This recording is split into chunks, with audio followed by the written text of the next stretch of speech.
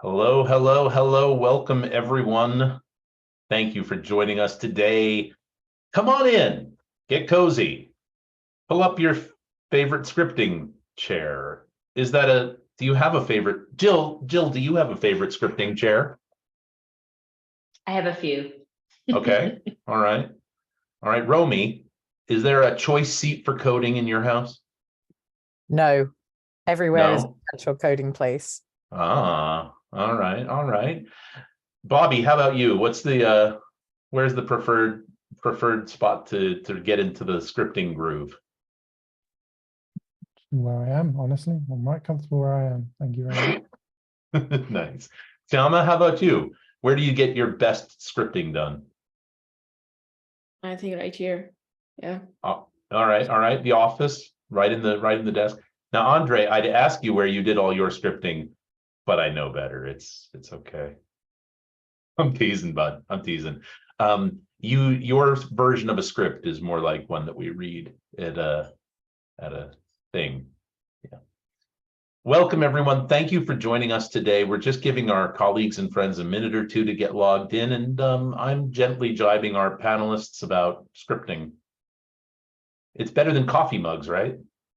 Or is it? I don't actually drink coffee. No, I recall. Yeah, okay, fair. But just mug, you might not know what kind of mug I'm talking about if I just said we're not talking about mugs. Because some people call faces mugs, Right. the That's true. mug shot. Jillian's got a few of those. We know it's teasing. I'm teasing, of course. All right, what do you think, folks? Should we roll? Should we get started? Is the recording going? Yeah, all right. Fantastic. Well, welcome everyone. Thank you so much for coming to this ScriptRunner webinar. Is it first? Or is it possible? This is episode 3 for ScriptRunner for cloud. It's May of 2023. I am your host, Ryan Spilken, a senior communications manager at Adaptivist. And today, we were thinking that maybe today's session is haunted. It's got a little hint on it because we had some fairly consistent hiccups getting to you to this day today. But what we have is still a fantastic bit of information and scripts to share. We've got some great questions that people have asked and some new features that you're going to be able to get a first look at. And my panelists today are all really great at what they do. So I'd like to first introduce Romy Greenfield, our engineering tech lead for Enhanced Search. Hi, Romy. Are you ready? Hello, I am ready-ish. All right, you're in your scripting seat and you're ready to rock. Bobby Bailey, a customer success manager and an epic teacher. Bobby, I always learn so much from you. Thanks for being here today. Thank you for having me. A pleasure. And finally, Kshama Joglekar, an engineering team lead for Confluence. Kshama, it's been a pleasure meeting you today. Welcome. Thanks for being here. Is this your first? Is it possible? It is. Yeah. Oh, all right. All right. Well, we'll try and go relatively easy on you, but I can't make any promises.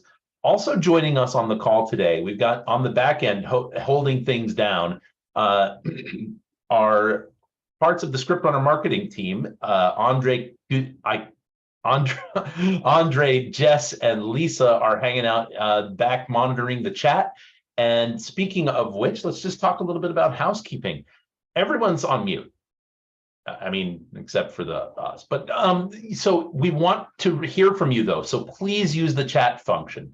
However, if you message the panels, any of us on the panel, we probably won't be able to see it. So just drop your questions, your comments in the chat, and one of the team will get to it. And we'll make sure that the panelists see it, and we'll try and answer as much as we can. All right, we will cover as many questions as we can in the time that we have. And if something hits you down the road, like you leave today's session and you're fine, and then all of a sudden you wake up in a sweat in the middle of the night because, oh, I should have asked them how to automate X. Well, you're going to get a form to fill out for future editions of Is It Possible? So please let us know what you want to script because we want to help you script it. Okay, so first up, Jillian Patterson, product manager for ScriptRunner. What's going on with behaviors? So this is the latest update, things most recently released for behaviors. As you know, anytime that Atlassian releases things to the UIM, we are able to put them into behaviors. And so the latest fields that have been added are the checkbox custom field type and the reporter system field. You can now build your report or your behaviors using those field types and fields. Also, the get type method was also released. So you can create behaviors based on specified field type. And I wanted to let you know that some of the bigger ticket items, like support for behaviors on view issue screen, that is the next thing that will be majorly coming. It's in progress with Atlassian. It is a pretty major piece of work, so it will take some time for them to do. But once that is possible, we will make sure that behaviors work across the board, not just create screen, but also the view issue screen. So I will continue to give updates on that and the progress of that as we hear more over the next few months. Well, that sounds really exciting. I know that those are some of the features that are heavily requested. Wonderful. Thank you for the update, Jess. Very cool. While we have you, Manuel asks a great question. Any date to behaviors in numeric custom fields? Not yet, but the plan is to roll out with more types of custom fields, and we'll keep you posted. Awesome. Thank you, Jill Patterson, product manager for ScriptRunner for Cloud, everybody. All right. And now, Kshama, you're going to show us how to automatically convert Confluence pages from the old editor format to the new editor when you're migrating from on-prem to cloud. Kshama, can I say that because I'm working on an active project right now where this has to happen, this is amazing. I can't wait to see what you got. Amazing. Great to know that scripts are always being used. So, okay, let me share my screen. I'll just show what's happening with this script and what's the output, what it shows. Right. Can you guys see my Chrome? Looks Okay. good. Yes. Right. So few days back, we have gotten a request from one of our customers is that, they have a lot of stuff to transfer from old format to the new format, the Fabric editor format that they were using and then clicking on each and every page, converting it manually was just a pain. So could we produce something which will just automate all these things? So we said, okay, let us check. And then fortunately at that time, we found this API that Atlassian has provided, which will just convert the pages to the new format. And we wrote the script to do it for customers. So what the script does is it gets the space ID that you want to provide. You can also provide a list of spaces if you have a lot of spaces to convert the pages from to the new format. And with that list, it just goes, scans all the different pages or content that is there in that page and converts it to the new Fabric editor. Now, based on what the API supports, the Atlassian API supports, that is how the format will be in the new editor. So some of the things probably will not be supported, but that's how the nature of this API is at the moment. So yes, this is the script that you can just go either copy paste in your script console, or you can schedule it. Anything you can do with the script, but this is what the script looks like. And this is how the output looks like for the script. Oh yeah, I can share that. That's fine. Kshama, is this able to be used on templates in a space? No, it cannot be used in a template at the moment. Okay. All right. Well, thank you very much. Next up, Thank you, Kshama. Great job. That was a pretty neat demo. Just for an update, this API that we are using that is currently not working, Atlassian is throwing some errors right now. So probably people who are using or running the script right now would see some errors, but we are working with Atlassian and they're supposed to give us some fix. And I'm positive that it will happen very soon. All right. Well, thank you for the update. And thank you, Andre, for dropping that link in the chat. If you are looking to move pages to the new Fabric editor, we've got the resource. Next up is Romy. Romy, you're going to show us how to synchronize JQL keywords, and I am interested. Why would someone need to do this? So when you first buy a license for ScriptRunner Enhanced Search or Enhanced Search Standalone, we need to go through your entire instance and add some metadata in some issue properties that will rely on to enable the functions that we've created and the keywords that we've created as part of our app to actually work. So if you've just installed the app and you've not done a JQL keyword sync and nothing is working, that's probably why. So we're trying to get as much information out there to enable customers to know that they need to do this when they first install the app, including if you've migrated over to cloud as well, you will need to do an initial synchronization. So I'm going to pray to the demo gods and just do a live little demo on my local instance here. So apologies if it's got any bugs because it's not actually production code. It's just what I've been messing about with on my laptop. So we'll see how it goes. You did make the necessary sacrifices before this call, right? For the demo gods, a few goats. All right, as is the custom. As is the custom. But yeah, so I've just installed ScriptRunner and I want to use ScriptRunner Enhanced Search. So all I've done is I've gone to my ScriptRunner Enhanced Search app from the apps drop down at the top.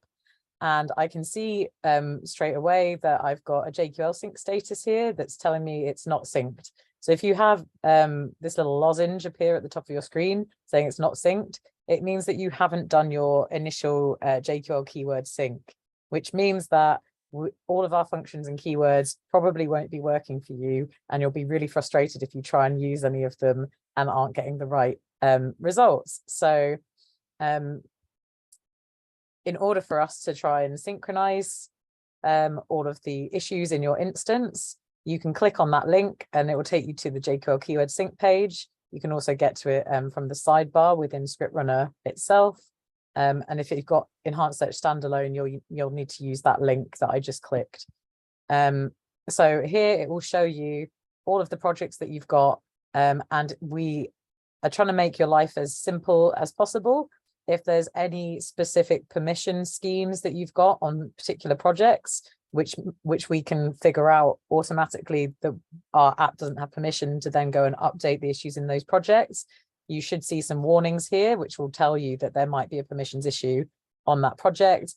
And you will need to go and fix that permissions issue, allow our app access to edit issues in that project if you want to be able to use those functions and keywords for that project specifically. If you don't want to, that's fine, you can leave that as it is, but we're trying to give you some hints that there might be something that you need to go and change before you click this lovely big blue button at the bottom here, which is the Sync All Issues button.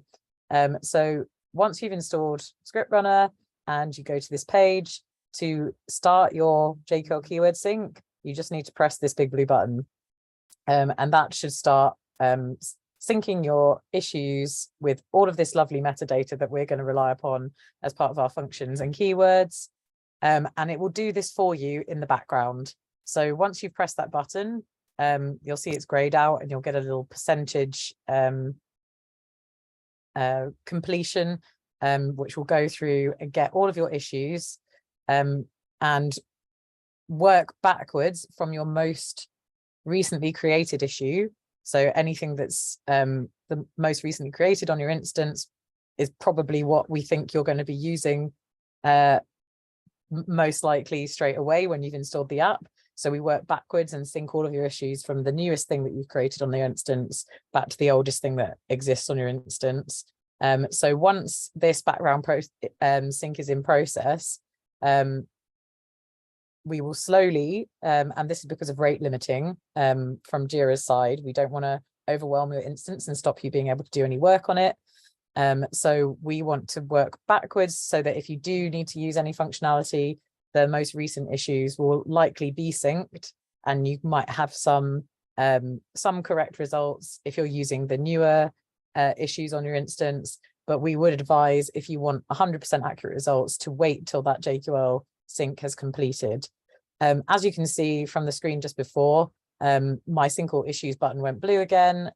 My progress bar hit 100%, and I've gone back to my app, and now I can see that my JQL sync status is fully synced. So that means that now all of the metadata that needed to be added to my issues has been completed in the background. I don't have very many issues on my instance. I probably have 5 or 6 because it's just a little local instance that I've got for testing. But if you're an enterprise customer, or if you have a lot of issues on your instance, this process will take a significant amount of time. So we do advise that you take that into consideration when you're using features of enhanced search. Until this status is fully synced, you might be getting incorrect results. So that's why it's really important for you to do that when you first install the app. And if you do have any problems with the synchronization process, or you've got any confusion about whether you've got the right permissions, we've got a really good support team. So feel free to raise a ticket with our support team if you've got any problems with this process and things aren't working as you think they should, and we can point you in the right direction. Romy, can you schedule the sync to happen at off hours? Is that something that people can do? So at the moment, we don't have the capacity to schedule the sync starting. That blue button does have to be pressed in the UI, but we can trigger the synchronization in the background ourselves as devs if there's a need to do that within this with a support ticket, for example. So if you wanted to do it over the weekend, if you just make sure that your admin who's last in on a Friday presses that button, Clicks the button, then you can see if it completes over the weekend. If you've got a really big instance, it's unlikely that, like, we're talking maybe over 500,000 issues here. It's unlikely that it will complete in a weekend. This is a long process because of the rate limiting based on the number of issues that we actually have to update the metadata for. So it could take a number of weeks to actually complete the full process. But like I said, the sync actually goes from the most recently created issues backwards. So if you want to rely on a project that you've just created, you can test that out and actually get more accurate results than if you were trying to get results from really historic issues that you've got in really old projects. I see. So you can keep on business as usual and do a little bit more investigative work a little further down the road once you kick the sync off. Awesome. And again, Andre has dropped a link to the chat for information, for documentation on this technique. Romy, thank you so much. No worries. All right, folks, let's get into the delicious, delicious possibilities of your Is It Possible questions getting answered. The first one that we want to check out comes from Dale. Dale wants to grant access to multiple projects, 100 plus, to a group, and grant that group a role, and he doesn't want to do this manually. So, or Dale doesn't want to do this manually. How can this be achieved with ScriptRunner, please? Bobby Bailey, is it possible? Yes, it is possible. So I'm just going to share my screen. Let's share the correct one. And Romy and I will raise the roof while you get that ready. Thank you. I appreciate that. It is possible, again, as with most things with ScriptRunner for Jira Cloud, because the API endpoints exist. So when it comes to the Jira Cloud REST API, we have the ability to perform a search on projects. So there is get projects paginated. My screen's frozen a little bit, that one. We also have the ability to assign people to a permission scheme, and we also have the ability to assign actors to a project role. So in the console, all it comes down to is exactly how you want to filter the projects that you need to upgrade or add users to in terms of their permission schemes, and then we can write code around that. So in this example here, I'll full screen it for now. What I'm doing here is I'm getting the correct project category called permission demo, which I've got assigned to these two projects in my Jira Cloud instance. And then I perform a search for projects using the category as my search criteria. So this is how I'm limiting the projects I'm selecting from this instance. Once I've done that, I then just need to loop through the projects that are returned. For each project, you can run this API endpoint to get the scheme that is being run on that project. Once you've got the scheme, that's it. All you need to really do is go and update the scheme with the correct parameters. So in this example, we're saying that we're going to grant permission to a group, and the group name is testers. And we're going to add the permission to give them the ability to administer the project. So obviously, depending on what permission set you want to necessarily give that group and what that group is called, you'd need to change those values. And then the second API call here is to go and apply a group to a role. So in this example, the role ID I've provided, I've got the numeric value, but it's administrator. And what we're doing is we're just going and saying for this project, for this role, going to add this group in. So as you can currently see, if I go to my permission set, just to prove that it's not smoke and mirrors, the group testers are not in here in either of the permission sets currently. Both of these projects are using different permission sets, and neither of them are listed under any sort of role in the project itself.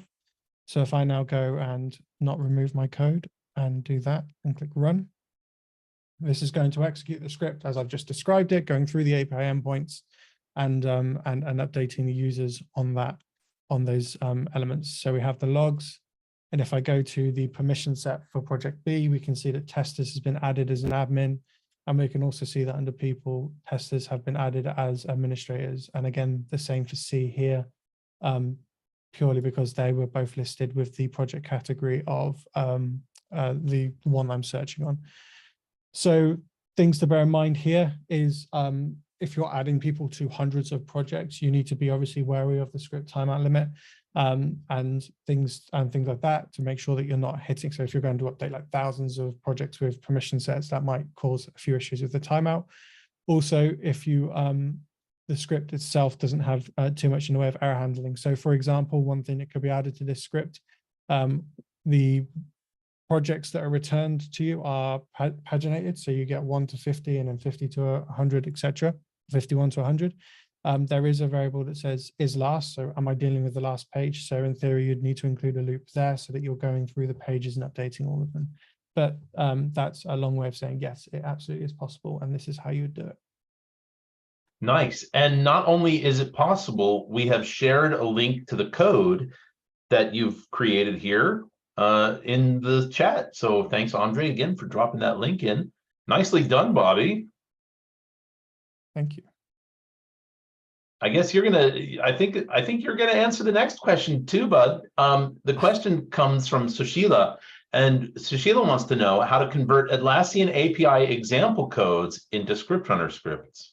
Yeah, so we are aware that when you go to the documentation, there are different varies of languages that give you examples, none of which are Groovy, none of which give you the context of ScriptRunner.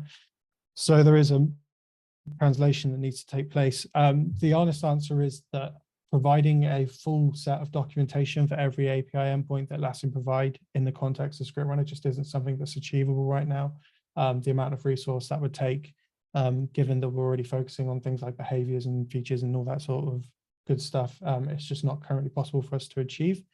But there are ways to work around it. So for example, a couple of weeks working on a Confluence script and on a cloud script, and I used ChatGPT AI to say, given this is the API endpoint, can you give me an example of how this would be called in Groovy?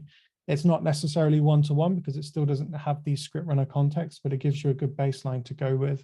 And in the future, we might look at ways that we could achieve results using tools like that, AI or something else, in which we could necessarily provide a tool that goes and does that conversion and gives you a groovy example for you. That's not something that we're investigating this very second, but it's something that could be on the horizon, given how fast technology is moving nowadays. All right, so open the pod bay doors, Hal. It'll convert your script. All right, so not possible, but there are workarounds available. Next up, we have a question from Wade, and Wade wants to know, is it possible to sum the story points of all children to an epic, even when I have epics with hundreds of children? Bobby, is it possible? So yes, it is possible. So we actually have a library script built around doing this. So what we have here is a script that can go and run on a listener. And what it will do is it will, every time an issue is data, it will go and get an epic and get all of its children and sum up a custom field. Obviously, you can just pass the story points field, for example, in that custom field value. So this is one example of how you can do it holistically all the time, recalculating that full value. However, the person asked the question, even when they have hundreds of issues. So again, I'm going to be talking about the timeout limit here. If you have epics with massive amounts of children, it's maybe not feasible to run this script because of the timeout limits. It would very much depend on how your data is set up. Bobby, I'm sorry, are you sharing your screen? I should be. I am not seeing it. Zoom Sorry about that. Sorry, Okay. folks, if I'm not sure. Romy, are you seeing Bobby's screen? No? I'm seeing a screen, but it's frozen on the script context. On the script console.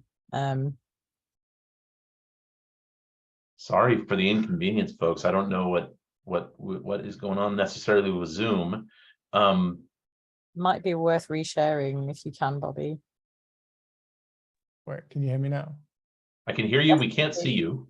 Okay, but sorry. That's okay. Okay, so those two. Okay, yeah. Maybe. Zoom is being very funny. Let me reshare my screen real quick. Sorry about that. Yes.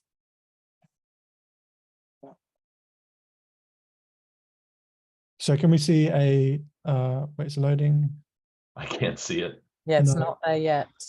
It's thinking about it. Yep. Yeah. There. There we go. Okay. We can see a library script now, correct? The curse continues. I didn't do the sacrifices, I'm sorry. Well, Bobby. So where did I get to? I don't know when my Zoom. Well, let's just roll it back to showing like there is a script that addresses it. Okay, cool. Okay, yeah, Thank there is you. a script. There is a script that addresses it in the library, as you can see here. This does it holistically. So again, it will go and get the epic and get all of the children, get all of the values and sum it all up. The user mentioned that they might have hundreds of children issues. If you do have a data structure like that, you may run afoul of the timeout limit, in which case you probably want to do something a little smarter. So what we've got here that I'm going to show is a listener.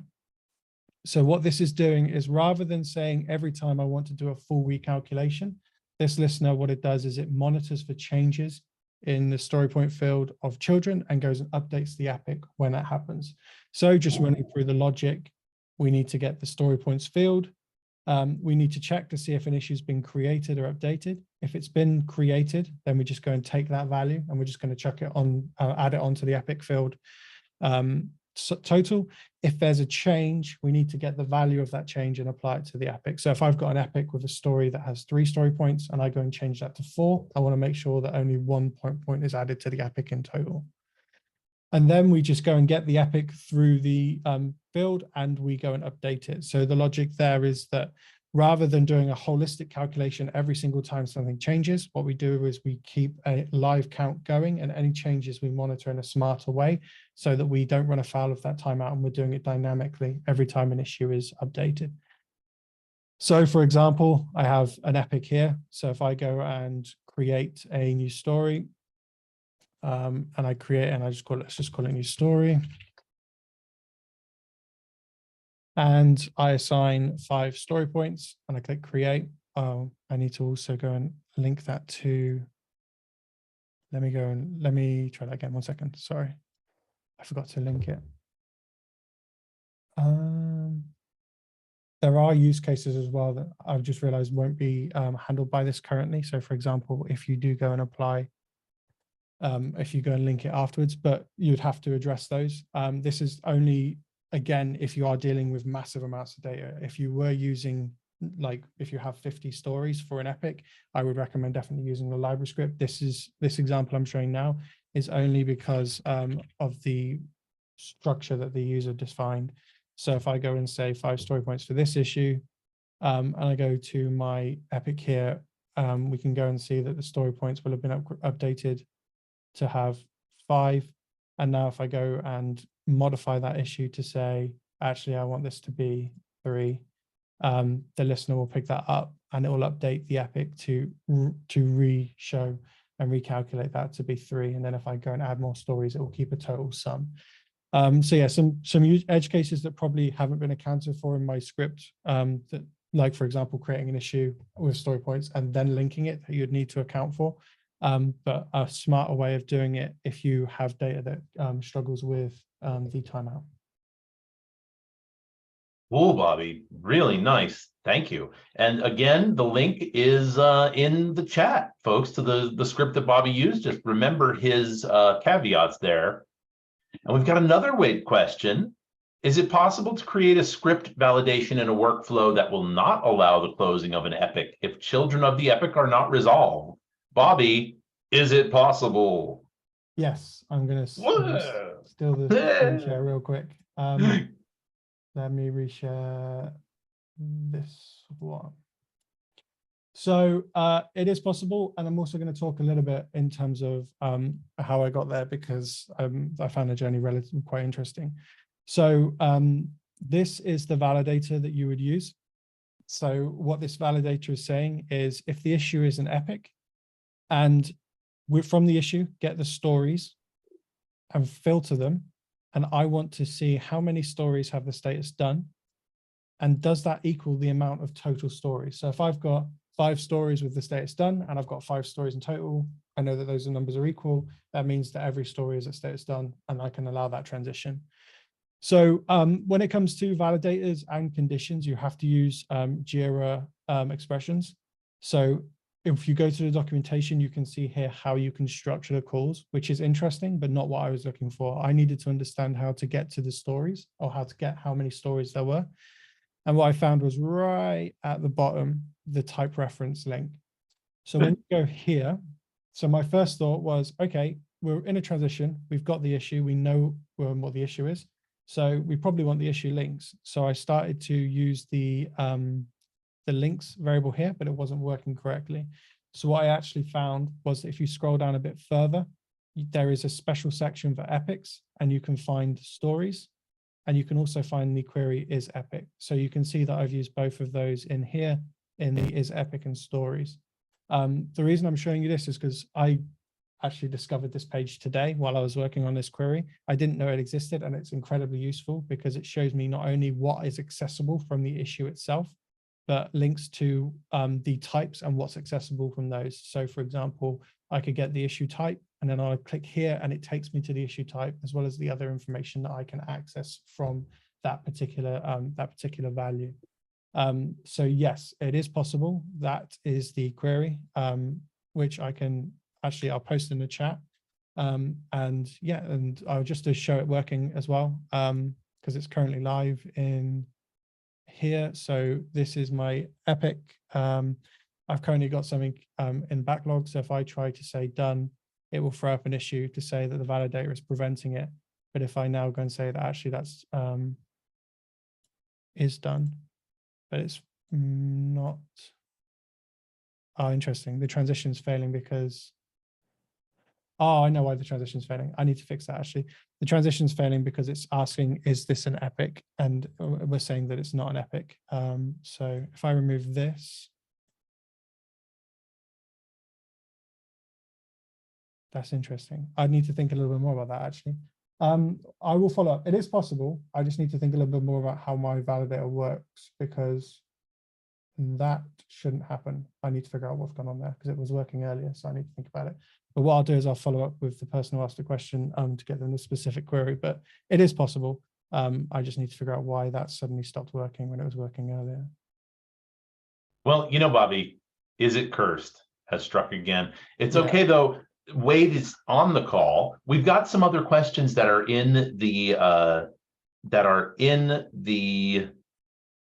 chat and the Q&A, and we have some extra time, so I think we're going to take a look at those now, folks. As a disclaimer, when this is happening, we are going on, we're winging it, so we're not. We might not be able to give you 100% perfect, but we are always looking to try, and our support team is always available to you if you need help. We are not going to we don't want to mislead you intentionally, so that's just a little caveat. We're absolutely going to do our best to answer your questions in the way that is useful. All right, so the first one came in on our Q&A was, is it possible to grant product access with ScriptRunner? This is from Daniel Alonso. Daniel asks, this would be helpful because it makes automatic the HR process or the request access project, the request access process. So what do we think, folks? Is it possible? Obviously the answer to the question is there a REST API that allows it? I think there is for Jira Cloud, but I'm not 100% sure where it is. So I'd need to look. I don't know if anyone. Well, this would be, I just want to put this out there. I have almost enough rope to hang myself with when it comes to the Jira products. In my understanding in this case, Cloud is provisioned through your Atlassian ID. So we would really want to look at that, how that relates, because I don't know if you can work with Atlassian ID, top level Atlassian ID with ScriptRunner for Jira. Romy, what do you think? I was having a look really quickly at the cloud documentation to see if what's available there. I think you can. I think I'm just gonna show it. Bold.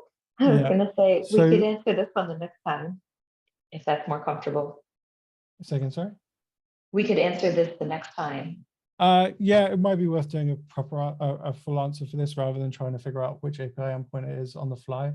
But we do have application roles here. So judging by Atlassian's description, the ability to go and work with although to be fair, there's no modifications here.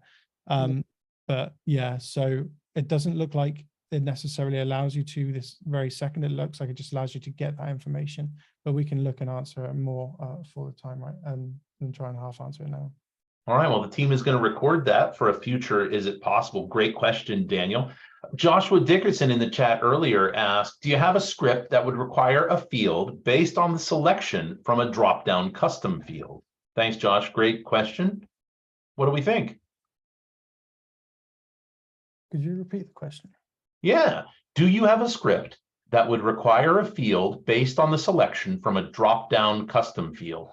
So let's say you picked, there's a drop-down custom field that says yes, no, maybe. If you click maybe, the other field becomes required. As I read it, that's how I would understand the question. And Joshua, if I'm wrong, please let us know. That's fine. Yeah, that would be behaviors. That would be available currently. You can currently write a script that does that. I don't have one currently available, but you can write a script that does that using behaviors on the create screen for an issue.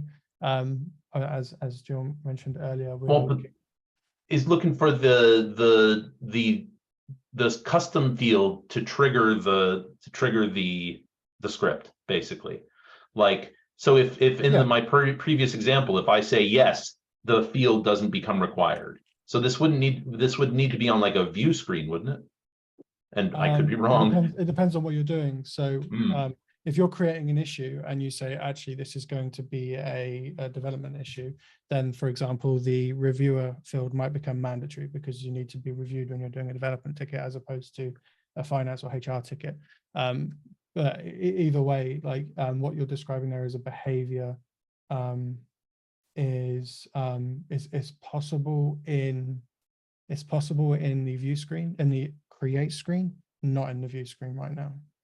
And All right. additionally, depending on what type of field you want required, like that would be the affected field, and that type of custom field needs to be supported. Yeah. And we have a list of supported fields in our documentation. Okay, great one, team. Thank you for answering that question for Joshua. Tom asks, I love this question, Tom. Thank you. I want to trigger a script like a script listener or any other script from a button on an issue. So, can we do that? Is it possible? Currently, You could kind of, because we can't build buttons yet, can we? no, Is that so? Because we exist in Atlassian cloud infrastructure, the fragments functionality, which is what you would use to do that, is limited compared to the on-premise solution. Basically, what we can do is we can provide a web panel that sits either in the issue context or sidebar, and you can put things in that panel. So maybe if you were to theoretically create your own HTML, CSS, JavaScript files, host them publicly, reference them in that web fragment, that then go and call something else, you could do that. But in terms of like a straightforward functionality that we have available on premise, it's not currently possible to like add a button. okay? So, okay, yell at me if I'm wrong, okay? Romy, I encourage you to correct me quickly here. But what about a reflecting transition, like a looping transition that you include you trigger the script from the transition? You can trigger scripts. Sorry, I let Romy answer that. Sorry, I'm answering. No, don't let me answer it, because I don't work on ScriptRunner. I work on enhanced search, so I have no experience with transition. Well, it's more the philosophy, I think, of using a transition to trigger a script than it is the technology. You know what I mean? You could add a post function on a transition. So from to do to in progress, you could have a post function and then execute a script. Obviously, the issue, like that you're transitioning an issue rather than pressing a button, so that has onward implications of what your workflow and what happens and everything else. Yeah. In Jira. So Well, you'd make a, it would be a do you mean like the status that everything can transfer into and out of, right? Yeah, You so build mean, it. Yeah, okay, yeah. So I could create a status in my workflow that says perform this action, and then as part of the post function, I could get the issue and revert it back to the status it was previously at, and that would also then go and execute and perform that action. That is technically possible, yes. And again, I am not suggesting that I don't know if that runs afoul of best practice. I agree with you, Manuel, that it does make a more complicated workflow. I am not trying to make anyone's job harder. I'm just trying to theoretically plug a gap, you know? Yeah, so you're right. You're correct. You are correct. That would plug that gap. That is theoretically possible. It would just, yeah, as Manuel said, it would require management of more statuses in your workflow, but it is possible. No, Tom, yeah, I hear you. You're right. Right now, it's not available. Maybe one day we will have that option. You could maybe set it into some sort of select list or something. It's not a good idea. Wait for that functionality to be available. The panel is not fun either. All right. Those are all of the questions that we have to this point. If anybody else wants to drop one in, you've got Romy and Bobby and Jill right here. So if just anything you just want to kind of poke at. Oh, a link to the script. So do we have a link to the script listener script that Bobby made for updating the epic story points? Oh, Bobby was going to work on that for the next one, but Andre has dropped in a link. Folks, anything else we want to talk to the panel about? Well then, I want to thank. Let's go ahead and do it, then wrap this bad boy up, huh? So we've got a bunch of resources available to everyone relating to today's session. We're going to give you, we've got links in the chat for the JQL keyword synchronization, the support, our suggestion box on our note board, and we really need you. We listen. We're listening constantly. We're looking for your opinions, and the best way to get that to us for ScriptRunner for Jira Cloud is through Nolt. Make sure to drop your suggestions there. The Automate Epic Custom Field Sum link, the Product Updates Hub, and our feedback links all are going to come to you in an email after this session. The session has also been recorded. You will get a link to this session afterwards. Feel free to share it with your scripting pals. I know we have scripting pals, and you are some of them. Yeah, and that's it. So to Jill, Lisa, Jess, Kshama, Bobby, Romy, and Andre, thank you all so much. And thank you, ScriptRunner users, because we couldn't, none of this happens without you. Thanks everybody for being here today. And we hope to see you again on Is It Possible? Cheers, everyone. Thank you, everyone. Thanks, everyone.